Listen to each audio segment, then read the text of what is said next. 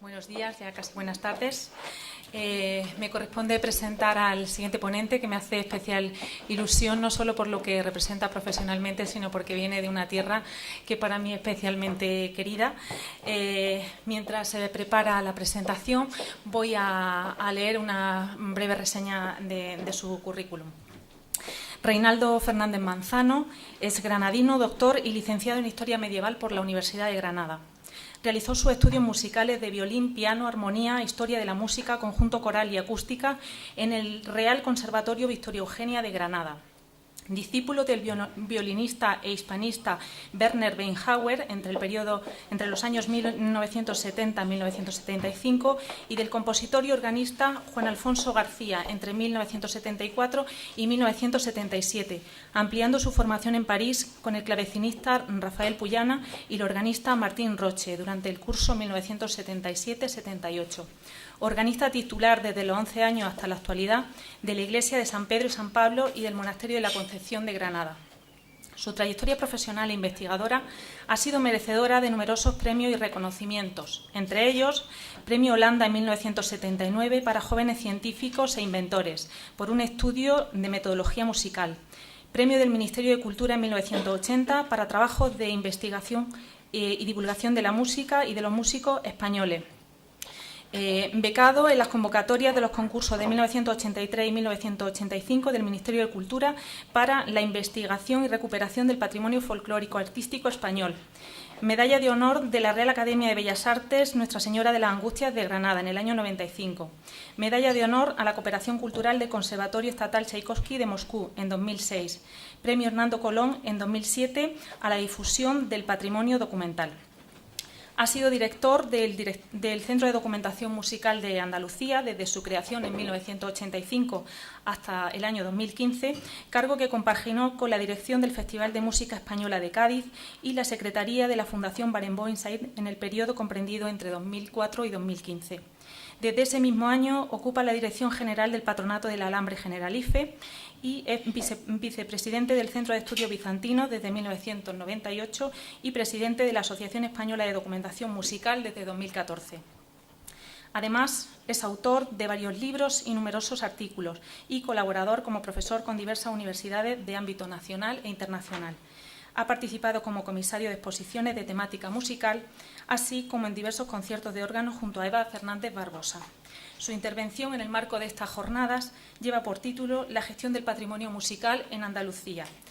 Sin más dilación, le cedo la palabra. Cuando quiera, Reinaldo. Muchas gracias. Cuando falten 5 minutos me avisa. Buenos días a todos. Yo voy a intentar ser breve. Quiero hablar de 3 temas del Centro de Documentación Musical de Andalucía y de lo que ha hecho después de un apartado en el que se ha trabajado mucho en ese centro, que era todo el tema de la música mecánica, de los inicios de la fonografía, y os he traído también algunas cosas didácticas para que se pueda tocar y ver, y finalmente algunas breves pinceladas también de AEDON, que es la asociación profesional que reúne a las bibliotecas, archivos y centros de documentación musical de España. Voy a poner un vídeo para que veáis el centro y voy a ir hablando, explicando un poco. Le he quitado el sonido para poder hacerlo con más rapidez. El Centro de Documentación Musical de Andalucía se genera en la etapa de la democracia. A partir de la democracia se crean una serie de instituciones en este país y una de ellas van a ser centros especializados, bibliotecas nacionales de las distintas comunidades autónomas. En el caso de Andalucía se va a crear la Biblioteca General de Andalucía en Granada y también el Centro de Documentación Musical. Otras instituciones van a ir a otras provincias, la Filmoteca va a ir a Córdoba, el Centro de la Fotografía a Almería, el Centro de Documentación Teatral a Sevilla y el Archivo de Andalucía. En fin, se van a repartir por las distintas provincias los centros especializados. Esa etapa, como comentábamos esta mañana, fue especialmente brillante en España porque no solo se crearon estos centros, sino que también se crearon orquestas en muchas comunidades autónomas, había financiación para proyectos de investigación, para muchas cosas que ahora están con la crisis bastante más mermadas de lo que estuvieron en aquel momento inicial de segunda mitad de los 80, 90, podemos decir hasta el año 2000 fue una etapa floreciente y después ya vinieron los recortes. En el Centro de Documentación Musical de Andalucía se consiguió algo importante, era un centro nuevo, no tenía fondos históricos, entonces los fondos le venían por una parte del Depósito Legal de Andalucía, de todo lo que era partituras, música impresa y también de grabaciones sonoras. Teníamos ese depósito legal, las donaciones y las compras a compositores andaluces y después iniciamos algunos proyectos que también en aquella época fueron posibles porque había un ambiente de ilusión en la sociedad en general y había también recursos, como fue el hacer la catalogación y la microfilmación de todos los fondos musicales de los archivos de las catedrales de Andalucía. Ese fue un proyecto importante porque además no solo se hizo con las catedrales, sino que después se amplió a muchas colegiatas, incluso a conventos de clausura. Se hizo un trabajo muy amplio en el caso de Granada de la catalogación de la música de los conventos de clausura. Y curiosamente, aparte de música religiosa, como es lógico, había también música profana. Muchos maestros de capilla eran los capellanes de esos conventos y para las horas de recreo de las monjas pues les regalaban sobre todo partituras de canto y piano y partituras que no se encuentran en otros sitios del siglo XIX, curiosamente se encuentran en esos conventos de clausura. Ese proyecto pues se hizo con equipos de investigadores de distintas zonas que hicieron la catalogación con unas jornadas que se celebraron en Granada y que permitió unificar los criterios y hacer esos catálogos de las distintas catedrales y, como digo, la microfilmación. Se microfilmó en 35 milímetros todo lo que eran libros corales y libros que tenían interés el color y en 16 milímetros y blanco y negro las partituras que eran manuscritas a una sola tinta. Este fondo ha servido para hacer muchas recuperaciones, investigaciones también de tesis doctorales, de trabajos de recuperación, de trabajos discográficos y ha sido un fondo importante. Se podría perfectamente colgar en la red, lo que pasa es que la Iglesia no lo permite y entonces a los investigadores sí se lo facilitamos de forma digitalizada, los que están investigando sobre esos fondos, pero por ahora no podemos colgarlo en abierto en la red como sería nuestro deseo y como existen todas las posibilidades tecnológicas, es decir, no significaría ningún coste incluso adicional el hacerlo porque está hecho, simplemente es tener la autorización para poderlo colgar. Como comentaba, este vídeo que estoy poniendo es un vídeo histórico, de los primeros que se hicieron en el Centro de Documentación Musical, por eso veis esos ordenadores tan antiguos, pero yo le tengo especial cariño, entre otras cosas, porque salimos más jóvenes y entonces estamos mejor que ahora. Decir que ese trabajo fue importante en ese sentido. Pensemos que muchos libros corales, muchos libros tienen un formato muy grande, pueden medir 1,40, pesar más de 40 o 50 kilos, entonces la propia manipulación es compleja y así se permitió o se facilitó que los investigadores pudieran tener acceso a ello.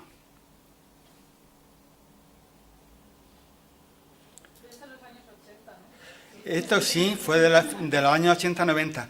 El Centro de Documentación Musical comienza a funcionar en el año 85. Se busca el edificio, todo, y en el 87 se abre al público.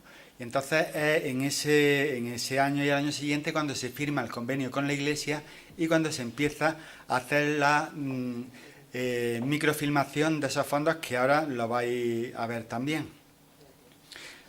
Esta es la fonoteca donde se trabaja con distintos soportes históricos que todavía se sigue trabajando con ellos, con discos de pizarra, con una serie de elementos estos de los años 80 y tantos, finales de los 80.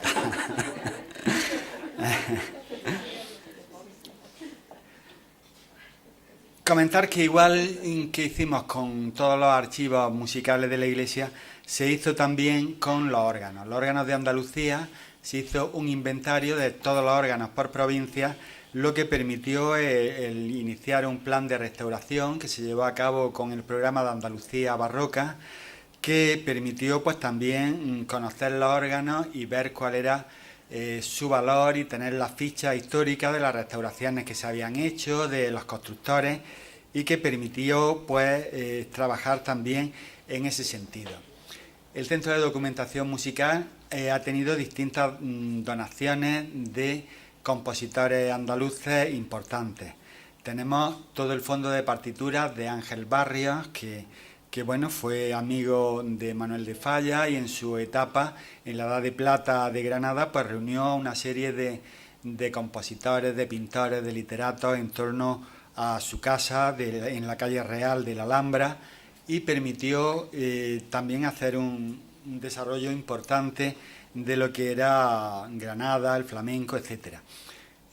Tenemos el fondo del maestro Francisco Guerrero de la etapa granadina y todo el archivo sonoro que tenía la familia del maestro Alonso, de Francisco Alonso, todo lo que tenía la familia de discos de pizarra, discos de vinilo, de grabaciones también en cinta de bobina abierta, en cinta de cassette. Tenemos el fondo del compositor Manuel Castillo Navarro Aguilera, que bueno, fue el maestro de muchos compositores de Andalucía, porque fue el primero que llevó la cátedra de composición en el Conservatorio de Sevilla. Era el único en Andalucía que tenía cátedra de composición, y él fue el que llevó esa cátedra, y muchos de los compositores actuales pues se formaron con él y tenemos todo su archivo allí. También de otros compositores tenemos fondos importantes que nos han donado o parcial o totalmente su obra, y que bueno, que nos ha permitido también tener un fondo importante y un fondo interesante. Con estas recuperaciones se han hecho una serie de ediciones y de publicaciones, y también de grabaciones sonoras. Se creó una colección, Documentos Sonoros del Patrimonio Musical de Andalucía, y en esa colección pues ya se han publicado cerca de 60 CDs de patrimonio musical andaluz de todos los tiempos, desde música de al-andaluz hasta música contemporánea. Hemos colaborado también en la creación de bases de datos de patrimonio musical, de recursos musicales en España, con el Centro de Documentación de la Música y la Danza del INAEM y con otras instituciones. Aquí estamos viendo imágenes de esa microfilmación que se hizo a finales de los 80, principios de los 90, de los archivos de las catedrales. En este caso, en la Catedral de Jaén fue la primera que se microfilmó, y bueno, tenía un gran interés. Allí hay maestros de capilla muy importantes como Juan Manuel de la Puente, como Garay, que realmente tenían unas composiciones espléndidas y muy poco conocidas.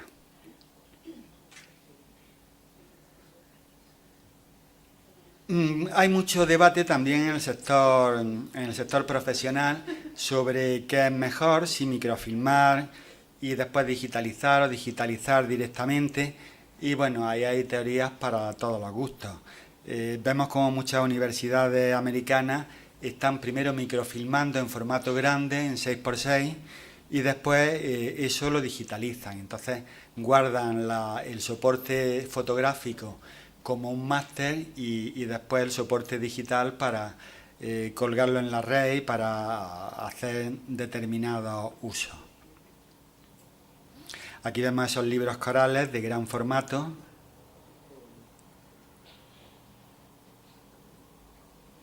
Que bueno, que su tratamiento y su estudio, pues, como comentaba antes, ha permitido el poder hacer una serie de trabajos. Esto es lo que se microfilma en color, en 35 milímetros, por el tema de las ilustraciones y que permite también estudios de historia del arte y de otras ramas sobre este fondo, y ya que se hacía, pues podía tener diversas aplicaciones.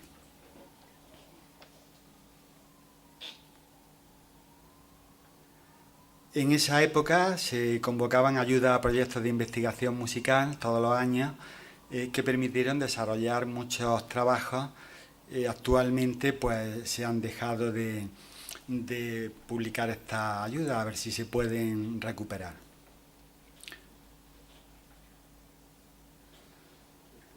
Como decía, se han hecho una serie de trabajos monográficos sobre estos fondos, y también hemos dedicado una especial atención a la música contemporánea, los músicos contemporáneos andaluces y las mujeres compositoras. En el Festival de Música Española de Cádiz, en colaboración con el Centro de Documentación Musical de Andalucía, se hizo un taller de mujeres compositoras donde iban compositoras de toda España. También la compositora María Luisa Ozaíta, que ha sido citada hace poco y que era una gran activista de las mujeres y de la composición musical de las mujeres. Y bueno, era un proyecto también integral que lo que pretendía era, por una parte, ¿cómo podemos cerrar esto?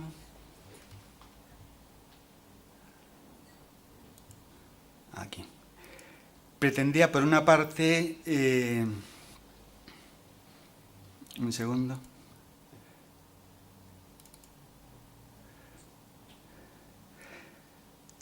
Pretendía, por una parte, que estrenaran obras cada año dedicadas a un conjunto instrumental.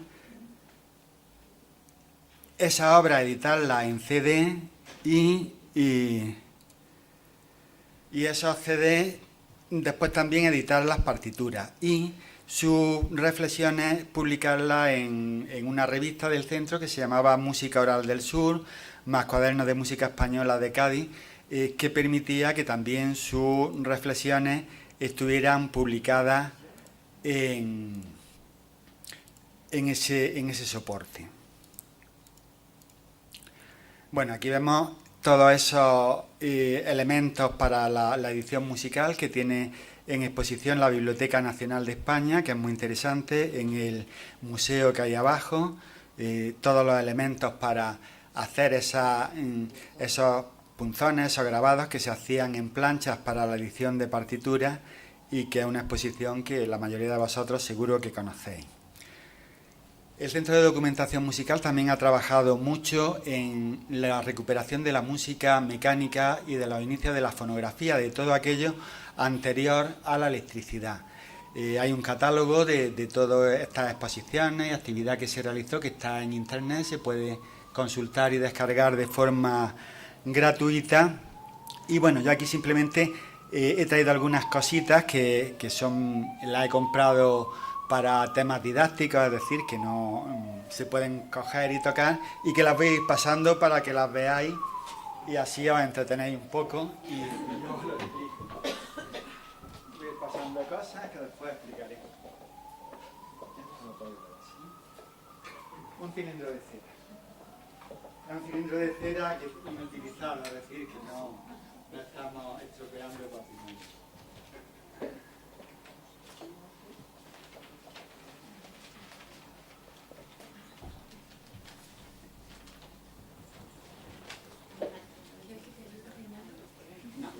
Eso ya pueden ir pasando.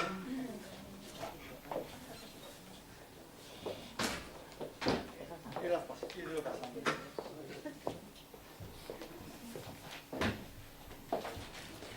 Bueno, como os decía, la música mecánica va a ser importante porque lo que se graba en estos soportes mecánicos va a ser lo más popular del momento. Entonces, cuando no existía la fonografía, vamos a poder ver qué músicas eran más populares a través de estos soportes. Y estos soportes son los que van a difundir la música.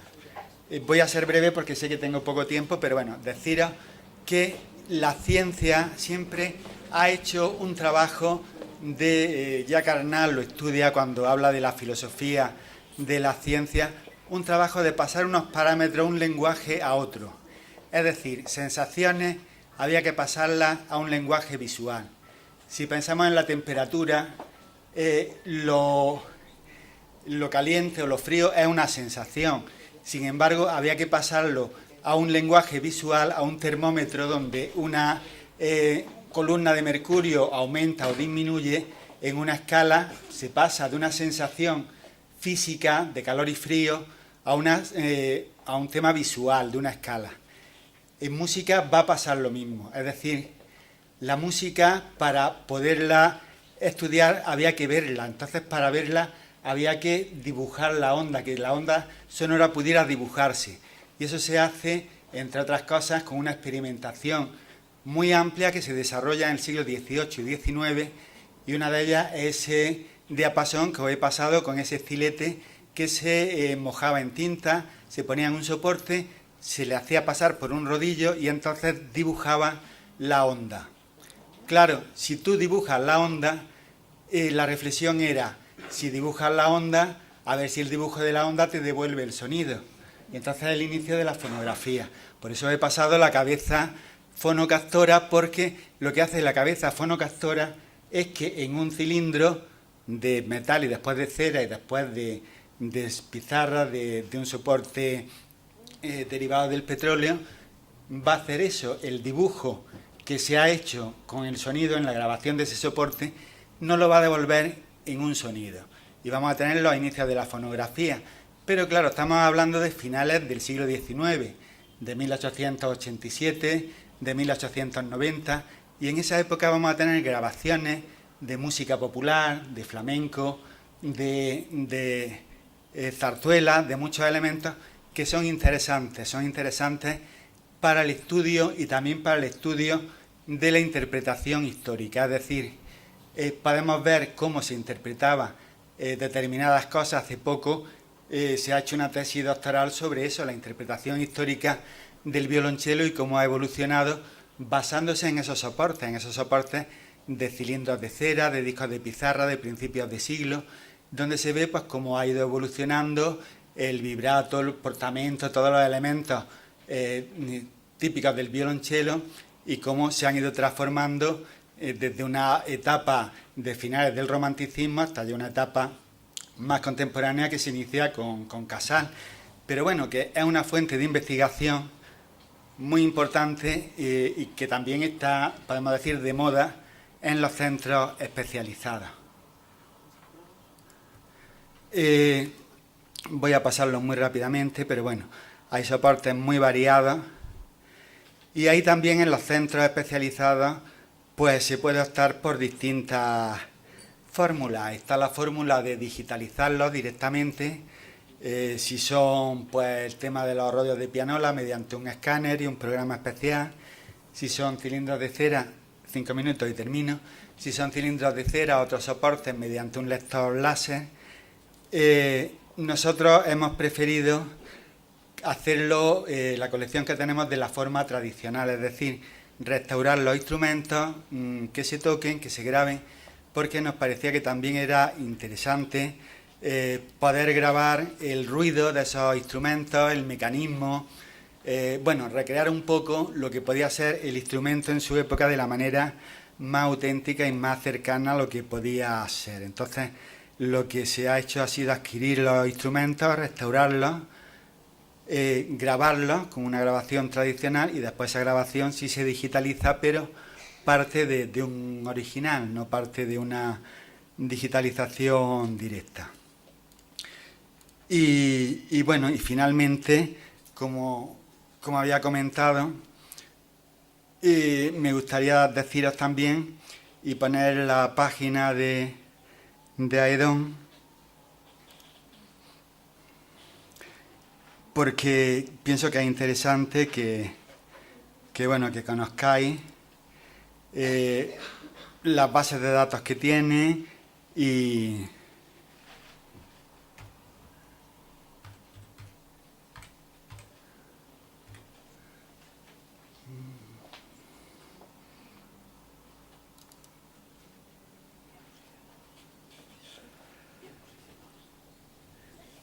deciros que esta es la asociación profesional que recoge a todo el sector y que tiene también, los que son estudiantes pues tienen una cuota reducida, muy baja y que permite estar en contacto, y si no se está asociado también se puede ir a las reuniones, a las jornadas y a las asambleas que se organizan, estar en contacto con los profesionales del sector, con todas las bibliotecas, los archivos, las orquestas, que también las orquestas tienen fondos muy interesantes.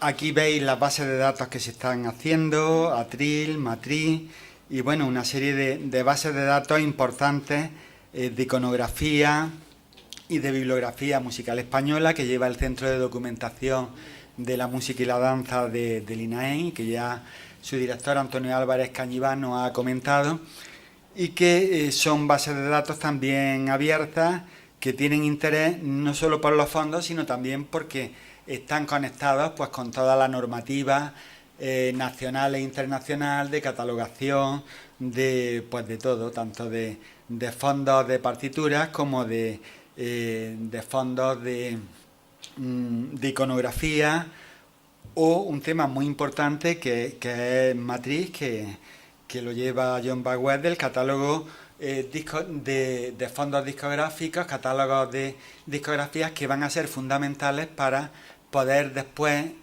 hacer la catalogación de los discos de pizarra, que a veces tienen muy pocos datos, y solo a través de estos catálogos de la época de venta de estos productos se puede conseguir recuperar y datar algunos que no lo están. Y no me quiero entretener más porque no me quiero pasar de tiempo. Muchas gracias. Muchas gracias, Reinaldo, por tu intervención, que hemos hecho un viaje en el tiempo y también un viaje por la música que hemos podido ver y tocar. Gracias.